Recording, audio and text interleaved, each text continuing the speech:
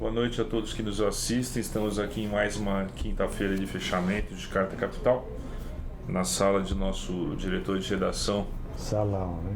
Mino Carta. Salão, sala. Vasto Isso, vasto. espaço. Isso, exatamente. Agora tá certo. Estava aqui conversando com o Mino sobre, enfim, os mais variados assuntos. E acho que ele queria deixar algumas palavras aqui para nós, Mino. Não, é que eu amanhã, sexta-feira, 25, viajo. Tiro pela primeira vez esse ano 2 semanas de férias. Na verdade eu ia tirar em junho, no fim de junho. Mas o agravamento da situação política brasileira, em primeiríssimo lugar, me levou a desistir da viagem naquele momento. Então estou voltando ao projeto e não deixo de confessar um certo cansaço, não tanto físico, um cansaço moral em relação à situação que o país vive. Uma situação criada em primeiríssimo lugar,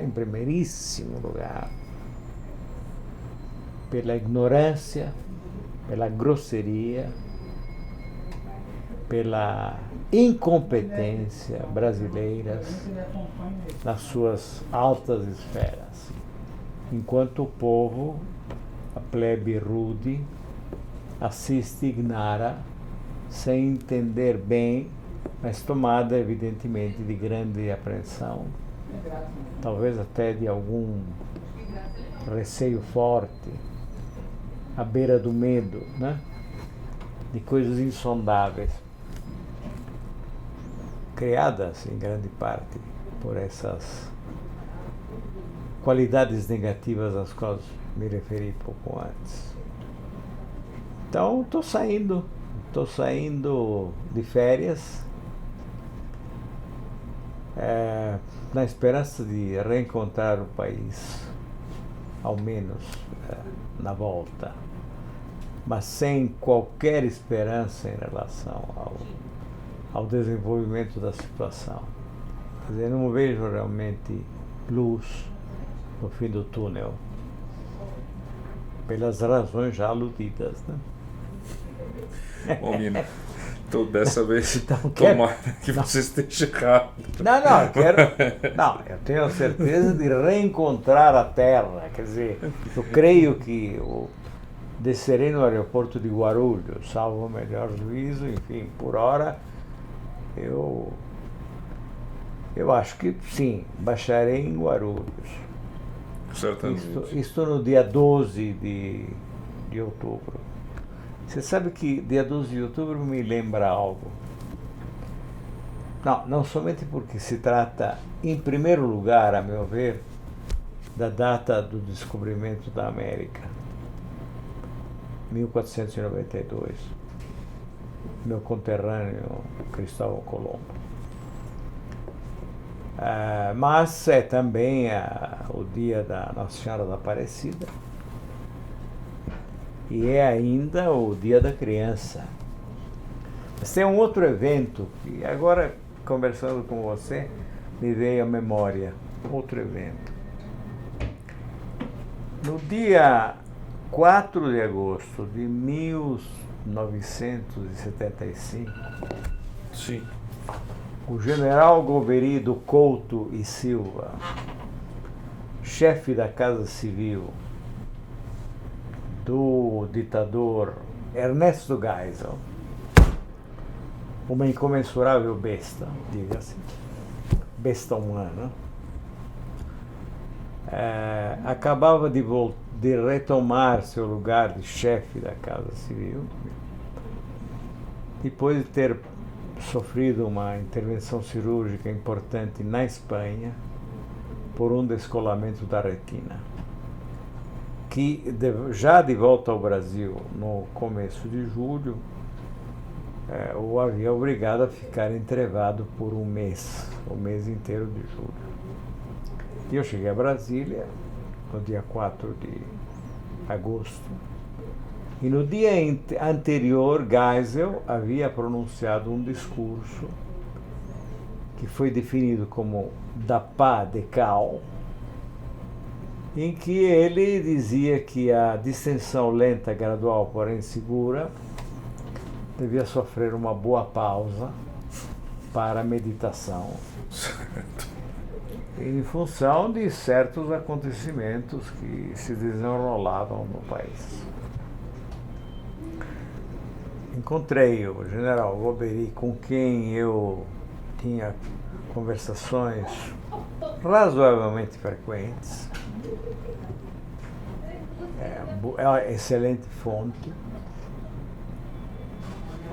O general Goberi estava desesperado e me disse: você vai ver, começa agora a repressão mais feroz.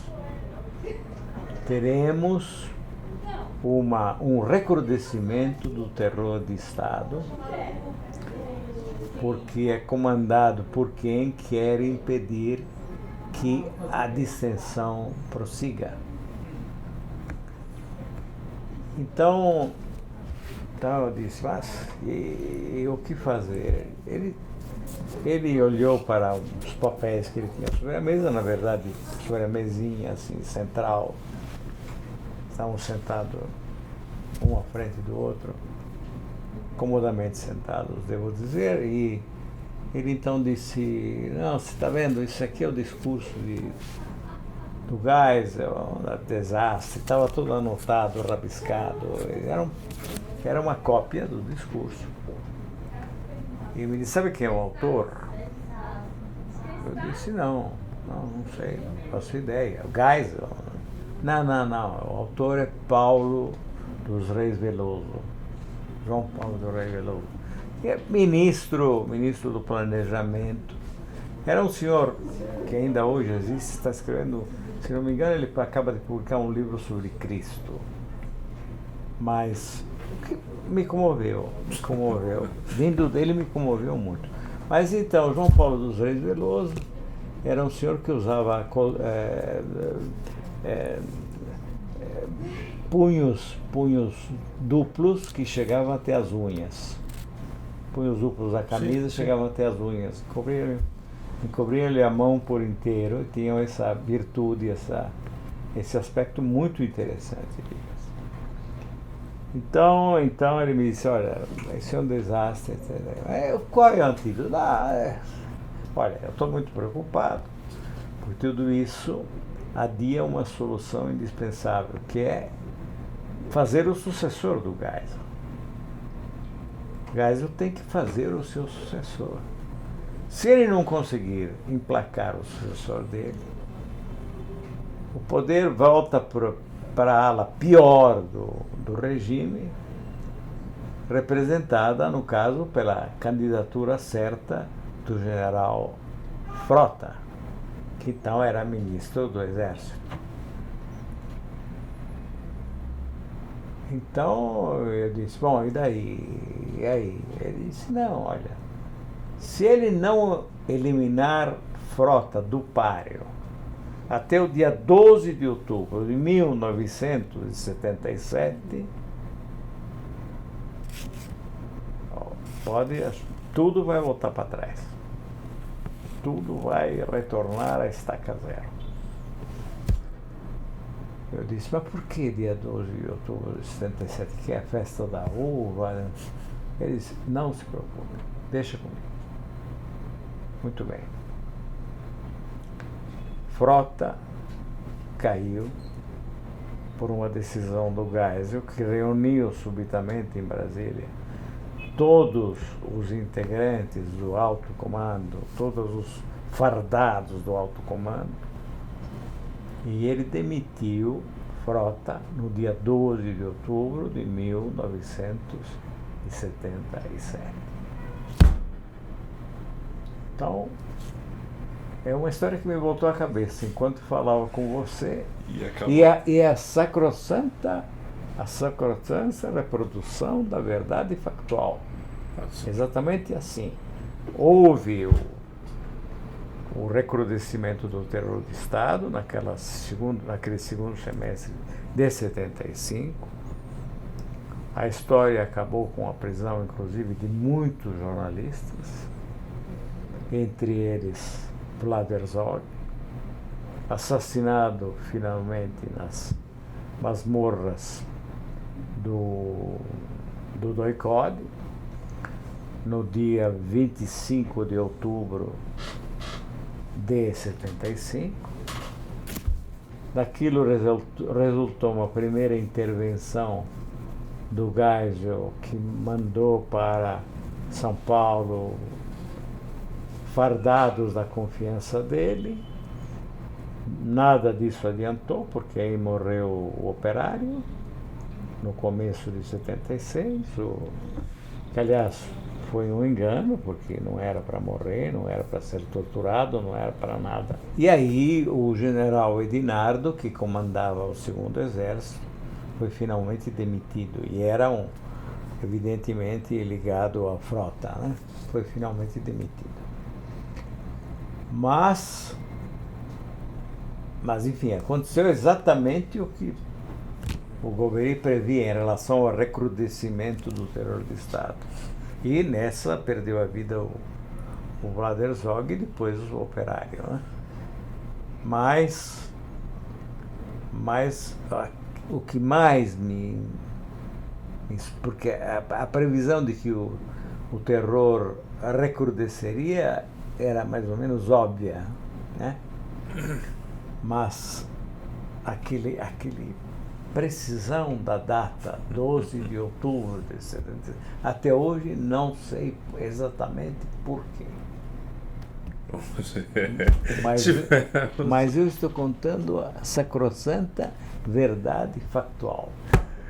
E de qualquer maneira, quero me despedir dos amáveis leitores e eventuais assistentes desta nossa gravação.